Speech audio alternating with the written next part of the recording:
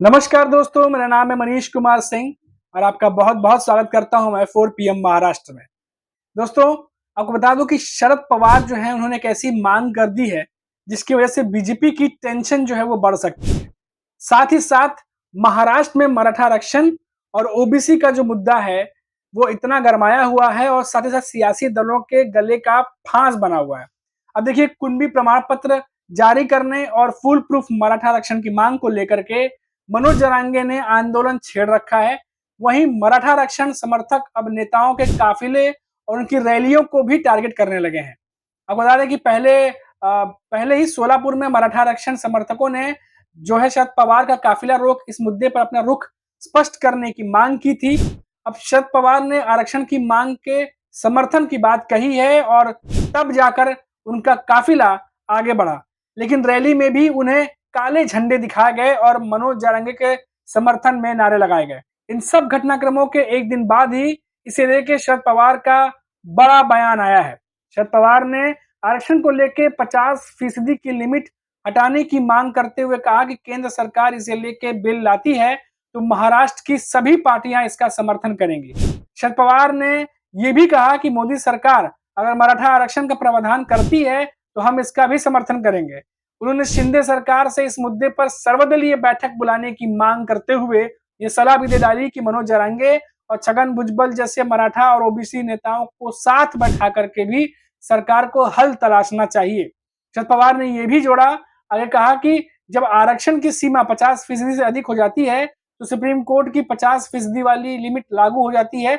इस मामले में केंद्र सरकार ही कुछ कर सकती है अब। तो अब ये जो मामला है ये पूरा केंद्र सरकार के खेमे में जो है शरद पवार ने डाल दिया है और अब महायुति सरकार जो महाराष्ट्र में है, साथ ही साथ जो केंद्र में है बीजेपी की सरकार, अब उन्हें देखना होगा कि आगे कैसे क्या करें। शरद पवार ने जो है इस बयान के जरिए जो गेंद है वो अप्रत्यक्ष रूप से बीजेपी के पाले में डाल दी है। अब सियासत के जानकार जो हैं वो इसे कह रहे हैं कि एक तरीके से एक ऐसा दाव कह सकते हैं इसको कि जैसे कहते हैं कि सामने वाला जो है वो पस्त भी हो जाए और चित भी अपनी पट भी अपनी, इस तरीके से कह सकते हैं।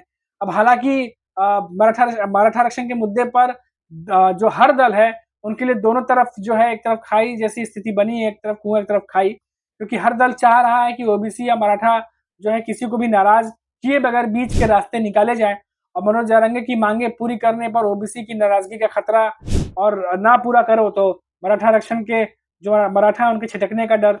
तो शरद पवार ने अप्रत्यक्ष रूप से ओबीसी कोटे से अलग मराठा आरक्षण की मांग कर दी है और सुप्रीम कोर्ट की लिमिट का जिक्र कर मनोज जारंगे की चिंता का भी ध्यान रखा है। मनोज जारंगे अलग आरक्षण का विरोध कर ओबीसी कोटे के भीतर ही कोटा मांग रहे हैं, तो उसके पीछे यही लिमिट वाली चिंता ही है। अब देखिए कि अलग-अलग आरक्षण पर जारंगे की जो चिंता है वो क्या है, उसको तो हमने जिक्र किया ही। लेकिन अब शरद पवार ने जो बात कही है उसके बाद अब जो चिंता है वो बीजेपी और महायुति सरकार की बढ़ सकती है, क्योंकि ये इतना पेचीदा मामला है क्योंकि इतने समय से चल रहा है और आपने देखा कि कितना प्रोटेस्ट हुआ इस चीज को लेकर के, कितना ही जो है जो खास तौर से महाराष्ट्र की जो इंटीरियर है, बीड़ है और भी कई जगह है वहां पर बहुत ज्यादा प्रोटेस्ट किए गए। उसके बाद ओबीसी की तरफ से भी देखा गया कि जो समर्थक हैं उनको बहुत ज्यादा उन्होंने भी प्रोटेस्ट किया। तो दोनों ही तरफ से जो है ये देखा जा रहा है और इसका हल निकालने में अभी तक सरकार या कोई भी नेता जो है सफल नहीं हुए हैं। अब ऐसे में देखिए कि जो महायुति के जो नेता है उनका घेराव तो कर ही रहे हैं, लेकिन साथ ही साथ अब विपक्ष के जो नेता हैं उन्होंने देखा कि उद्धव ठाकरे से भी मांग कर रहे थे कि वो अपना जो समर्थन है वो स्पष्ट करे कि क्या है क्या नहीं है। फिर शरद पवार के पीछे भी गया और उनका भी स्पष्टीकरण मांगा कि आप अपना जो स्थिति है वो स्पष्ट करिए। अब उसके बाद सरकार का लगातार जैसे कि सरकार का घेराव कर रहे हैं। हमने देखा कि लोकसभा चुनाव में महायुति के सीट के जो नुकसान हुए उसमें भी बड़ा जो एक फैक्टर माना जा रहा है वो यही ओबीसी और मराठा आरक्षण था। अब इसके पीछे क्या हल निकालेंगे क्या नहीं निकालेंगे अपने आप में बहुत बड़ी चिंता है, क्योंकि बीजेपी के भी कई सारे नेता महाराष्ट्र आते हैं और कई सारे बातों पर बात करते हैं, लेकिन आरक्षण को लेकर के अभी भी खुल करके कोई सोल्यूशन की बात नहीं कर रहा है। हालांकि पिछले कुछ दिनों से 20-25 दिनों से शरद पवार और सीएम जो महाराष्ट्र के सीएम है एकनाथ शिंदे उनकी मुलाकातें हुई हैं और माना जा रहा है कि महाराष्ट्र के कई मुद्दों पर लेकर के चर्चा हुई है। अब एग्जैक्टली ये पता नहीं है कि क्या इसमें मराठा आरक्षण का भी मुद्दा इंक्लूड था जिसको लेकर चर्चा हुई है, क्योंकि आपको याद होगा कि जब छगन भुजबल जब अजित पवार के साथ कुछ यात्राएं कर रहे थे, कुछ संबोधन कर रहे थे, उस समय कुछ ज्यादा बोल गए थे वो, जिसके बाद कई सारे एनसीपी के नेताओं ने कहा कि उनको शरद पवार से मिलना चाहिए क्योंकि शरद पवार के खिलाफ वो बोल गए थे। फिर उसके बाद छगन भुजबल शरद पवार के घर पहुंचे थे और वहां उनसे मुलाकात की थी, जहां 1.5 घंटे के करीब उनकी मीटिंग चली थी। और छगन भुजबल ने कहा कि ये मीटिंग महाराष्ट्र के मुद्दों को लेकर के है और वो कहने आए थे कि उन्हें सीएम एकनाथ शिंदे से मिलना चाहिए। और शरद पवार ने भी आश्वासन दिया कि आने वाले दिनों में वो सीएम एकनाथ शिंदे से मिलेंगे और इन सब बातों पर चर्चा करेंगे। जिसके बाद फिर 20 से 25 दिनों के भीतर शरद पवार 2 बार महाराष्ट्र के सीएम एकनाथ शिंदे से जो है मुलाकात करने पहुंचे। अब इस पे तमाम मुद्दों पर बातचीत हुई है। हालांकि पॉलिटिकल कोई समीकरण को लेकर के बात हुई है कि नहीं हुई है, ये बात किसी ने नहीं कही, लेकिन मुद्दों को लेकर बात हुई है, ये बात जरूर बाहर आई है। अब इसमें कैसे हल निकाला जाए, क्या हल निकाला जाए, ये अपने आप में बहुत बड़ी चिंता है, क्योंकि अगर मराठा आरक्षण पर कुछ कोई फैसला लेते हैं तो ओबीसी जो प्रोटेस्ट करने वाले हैं उनको ये लग रहा है कि कहीं ना कहीं कोई नुकसान ना हो जाए। इधर जाते हैं तो मराठा आरक्षण को लेकर कुछ ना हो जाए। तो एक ट्रांसपेरेंसी जो है वो भी रखनी है। अब देखना होगा कि इस पर महायुति है, क्योंकि महाराष्ट्र महायुति की सरकार है, केंद्र में एनडीए सरकार है। बीजेपी को इसका जवाब जो है जल्द से जल्द देना होगा, इसका हल ढूंढना होगा। नहीं तो आने वाले समय में सभी जानते हैं कि अभी भी ये मामला इतना गर्म है, तो आने वाले समय में जब चुनाव नजदीक आएंगे तो ये मामला कितना ज्यादा गर्म हो सकता है। क्योंकि मनोज जारंगे हैं वो लगातार जो नेता हैं उन पर हमला करते रहते हैं, उन पे कुछ ना कुछ बयान देते रहते हैं और आने वाले समय में ये और ज्यादा गरमाने की स्थिति दिखाई दे रही है। क्योंकि जिस तरीके से तमाम विपक्षी नेताओं के साथ साथ जो तमाम नेताओं के घेराव हो रहे हैं, ऐसा लग रहा है कि रैलियों में जाते हैं, यात्रा निकाल रहे हैं, उसके बीच में जो है उनके कारवां को रोक लिया जा रहा है।